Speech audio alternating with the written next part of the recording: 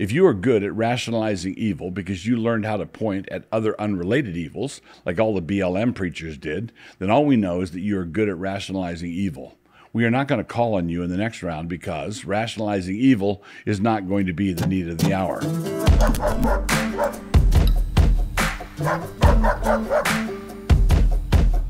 Introduction. Francis Fukuyama wrote his influential essay, The End of History, in 1992, and in terms of the macro thesis, I think we have to say that it has not aged well. History appears to me like it is just limbering up. Mankind has not reached any kind of apotheosis in the secular state, and we are not going to settle into a benign and room temperature consensus in which the global elites give every man his own fig tree that he might sit under it, and where the bureaucrats of Brussels wipe away every tear. No, history is just getting started, and it looks to me like it's going to be a real rodeo. The thesis in a nutshell. I've been on a Peter Zeihan jag for a little while now, and while I don't agree with him in every particular, I am massively persuaded of his central thesis. If you would like to go in your own personal jag, his current books are The Accidental Superpower, The Absent Superpower, Disunited Nations, and in just a few weeks, The End of the World is Just the Beginning. I have read the first and third, am currently reading the second, and will read the fourth as soon as it is out. It has been a most informative jag. I'm going to summarize that thesis in the next few paragraphs, go on to register a few caveats, and then get to my main point, which is to suggest what all this means for international Christian kingdom work, if true. It has been easy for many to assume that globalization has been the simple result of inexorable progress, mankind growing up into evolutionary maturity and all that jazz. But what we all took for a glorious manifestation of the innate goodness of man, flowering up into the age of Aquarius, was actually a manifestation of the superior firepower of the United States Navy. Near the end of World War II, at the Bretton Woods Conference, the United States made an offer that the world did not refuse. It would have been kind of criminal for them to have refused it. In summary, we offered to use our Navy to guarantee the safety of merchant shipping from anywhere to anywhere. We have often been accused of trying to play the world's policeman in a boots-on-the-ground kind of way, and while we have occasionally gotten sucked into that role, that has not been the main point. It would be a far more accurate charge to say that we decided to become the world's Coast Guard. This is what made globalization possible, and it has been a really good 70-year run. This is what made supertankers possible. This is what made China's economy even a possibility. This is what reduced deep-water piracy to the status of a career option that fond mothers hardly ever urge their sons to pursue anymore. This Pax Americana was in fact an imperial and international thing, but it was remarkable in that it did not rely on the old and traditional mechanisms of empire. In the give and take of imperial machinations, there was a lot more give than had been ordinarily the case. The problem is that Americans have gotten tired of it and are, as they say in the South, fixin' to retrench into a self-sufficient quasi-isolationism. This is why, quote-unquote, America First resonates. We can grow our own food. Because of the shale revolution, we don't need the Middle East for oil anymore. We are, in effect, a huge island, with the Atlantic off to the right, the Pacific to the left, a handful of Canadians to the north, and then Mexico, which, in addition to being a medium-sized immigration headache, is actually our largest trading partner. When we pull back and the artificial globalization that we induced ceases to function in the same smooth way, the broader world is going to devolve into conflict and chaos. Some nations will disappear. Zeihan thinks they will be China, Russia, and Germany. Other nations will become regional hegemons, Turkey and the Med, France and Europe, Argentina and South America, and so on. Regional wars will break out all over the world, with Russia's invasion of Ukraine simply being the first in a long line of them. Pacifists will perhaps discover that they had a simplistic understanding of the causes of wars, but I'm not counting on them learning this. That is not something they usually like to do. A few caveats about all this. Peter Zeihan is the kind of guy who makes a couple of very specific predictions a minute, and so it would not be difficult, one presumes, to discover a few times when there was a swing and miss.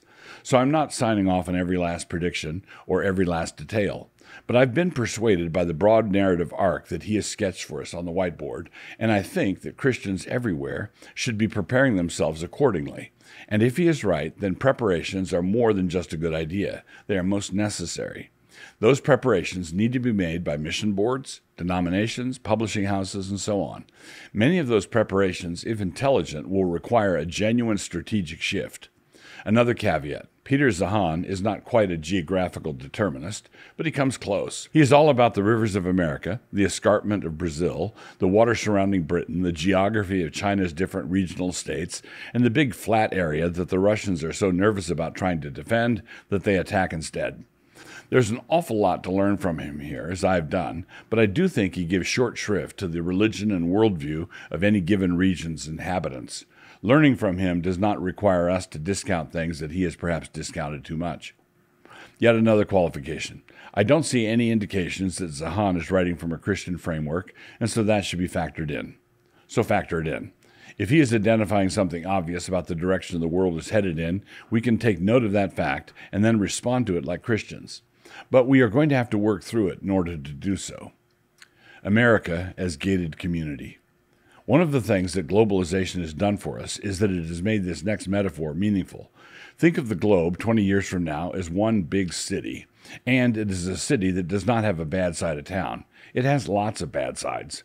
Not only that, but there are vicious street gangs roaming around, constantly at war with each other, and there, over on Swank Hill, is America as the global town's gated community, living the dream. That is likely to excite agitated comment in other quarters. But it is not just a posh neighborhood. It is a posh neighborhood that is hard to get at, and it is bristling with firepower. So we need to be thinking ahead like Christians.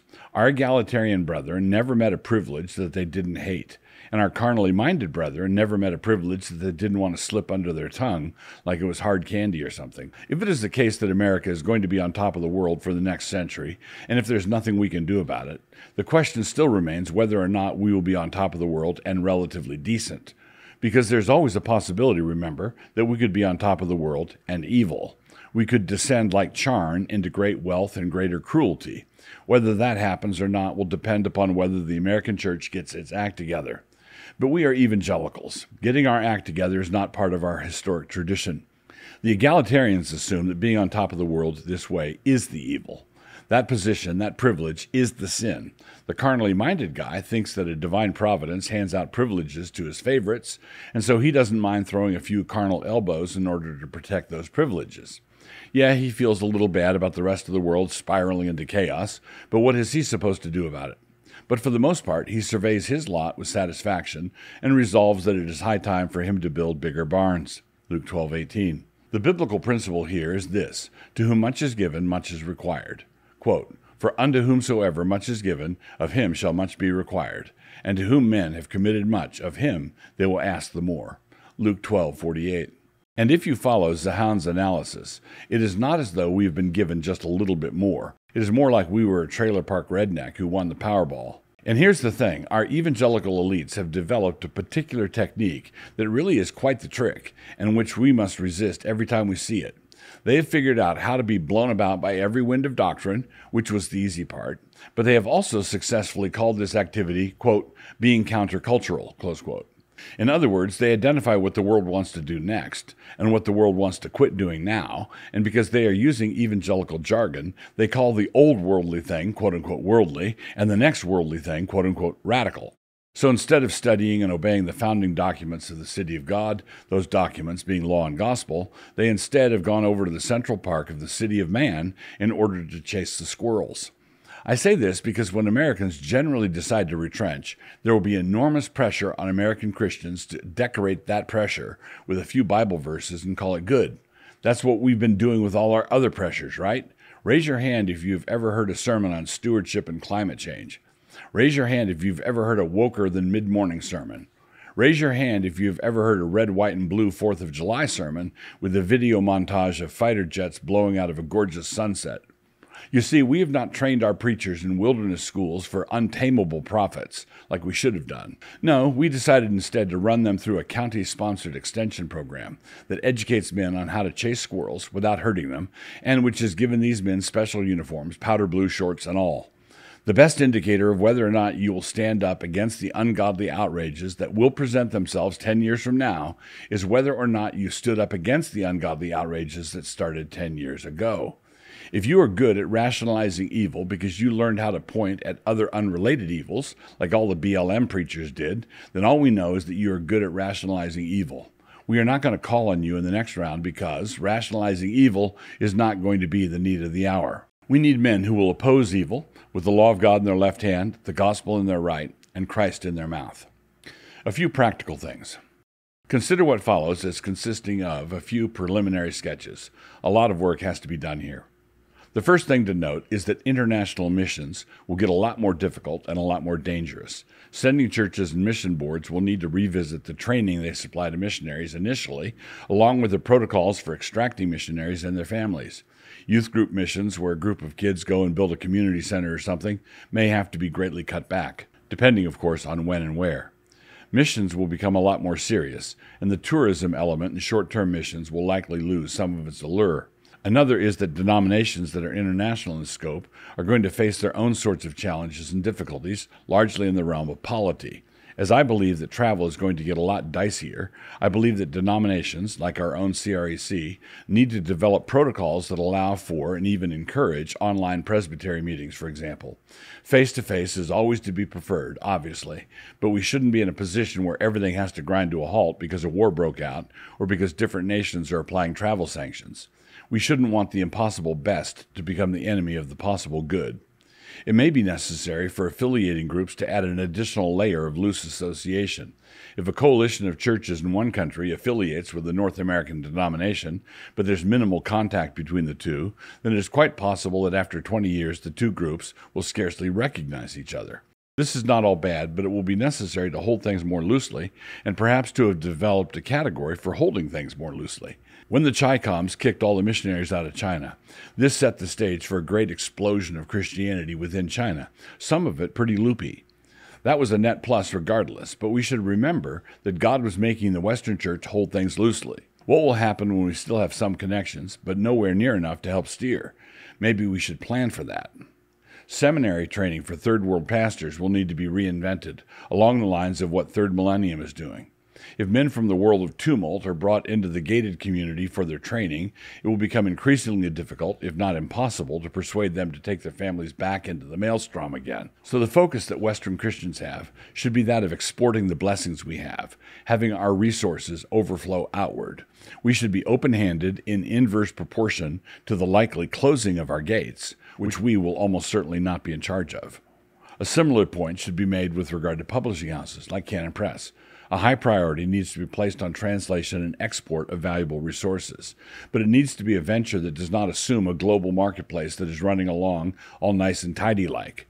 Those who are responsible for the generation of content should have a division that's responsible for translation and distribution into Blade Runner zones. This will mean a run-and-gun offense and less fastidiousness. And those who have the knowledge and ability should be looking into cryptocurrencies as a way of funding overseas missions. If we are entering an era that is more of a Wild West thing, and since we've all completed the Romans 13 beta testing, then we should be anticipating this event. If we've gone to the rodeo, at some point there will be the bull rides. Thanks for watching. If you'd like more of this kind of content, be sure to check out Canon Plus. That's where you can find all of my audiobooks and a huge collection of resources to help you engage with culture and live faithfully. By subscribing to Canon Plus, you're supporting the making of this show and more. If you haven't joined up yet, you can get your first month for just 99 cents by using the promo code DOUG99.